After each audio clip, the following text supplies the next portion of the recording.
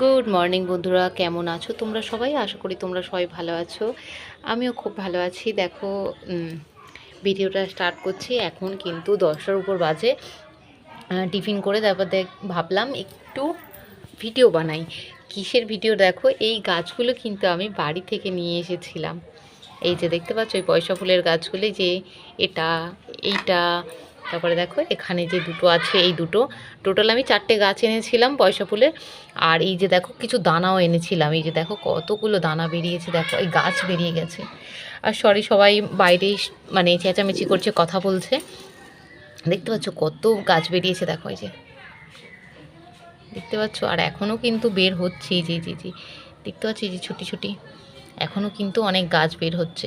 আর এই যে কালো কালো ছুটি ছুটি যে দানাগুলো দেখতে পাওয়া যাচ্ছে না, এইগুলোই কিন্তু এই ফুলের দানা।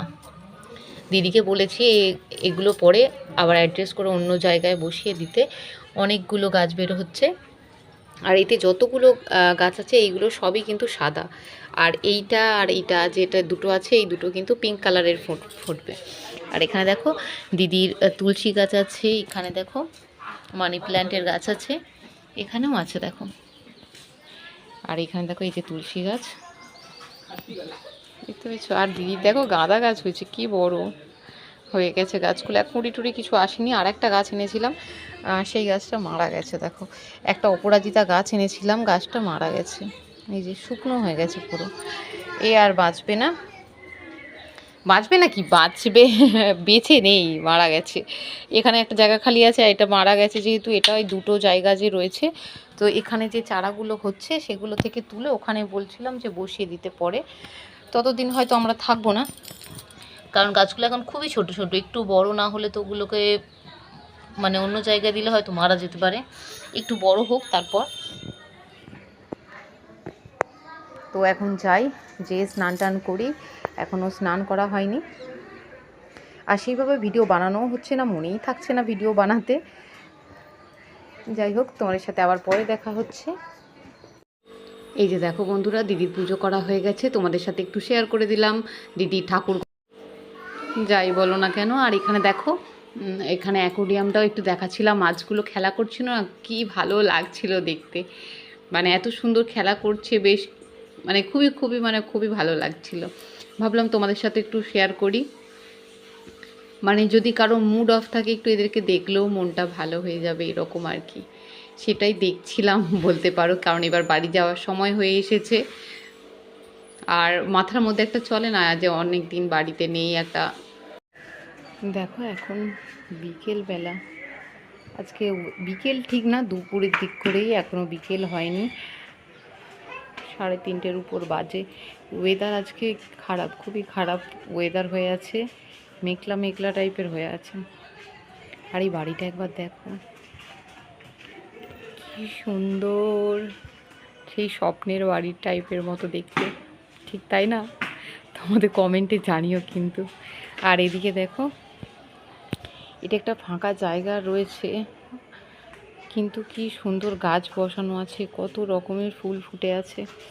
তো আমার ফোন থেকে তো সেইভাবে দেখাতে পারছি না, ক্যামেরা কোয়ালিটি অতটা ভালো না। এই যে দেখো, দেখতে পাচ্ছ। আর এই যে ঝোপঝাড়টা যে দেখা যাচ্ছে ওখানে, ওইটাও কিন্তু ওই যে ওখানে দেখো ঝোপঝাড়টা দেখা যাচ্ছে, ওই যে হলুদ হলুদ কি সুন্দর ফুল ফুটে আছে। আর এদিকে গাছে দেখো আম, দেখো বুঝতে পারছো আমগুলো কি বড় বড় হয়ে গেছে আমগুলো। এই যে দেখো,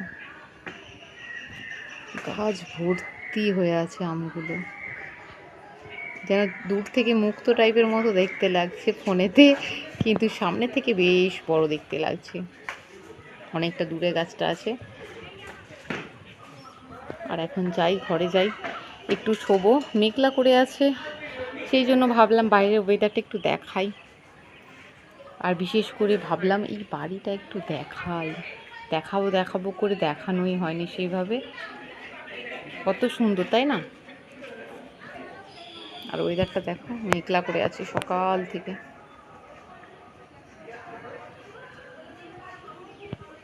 পুরো সকাল থেকে মেঘলা করে আছে। আজকে রোদ্দুর বের হয়নি একদমই বলতে পারো।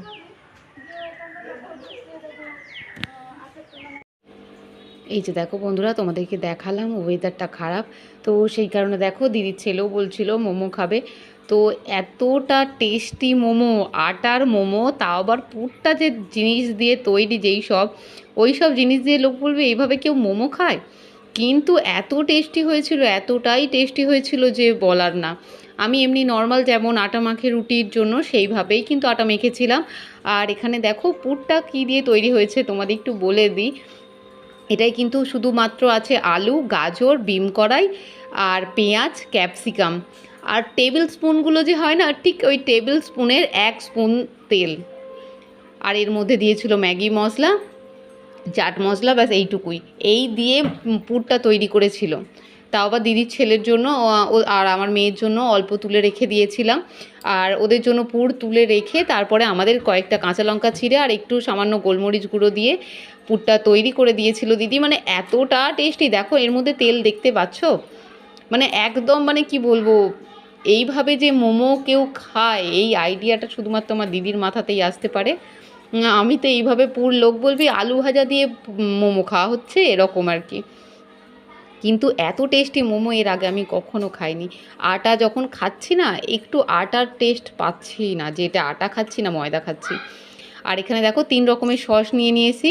টমেটো সস আছে, আর ধনেপাতার চাটনি তো আগে দেখিয়েছি, তো ওই ধনেপাতার চাটনি আর আছে চিলি সস। কারো যদি ঝাল একটু বেশি স্পাইসি লাগে তার জন্য চিলি সস আছে।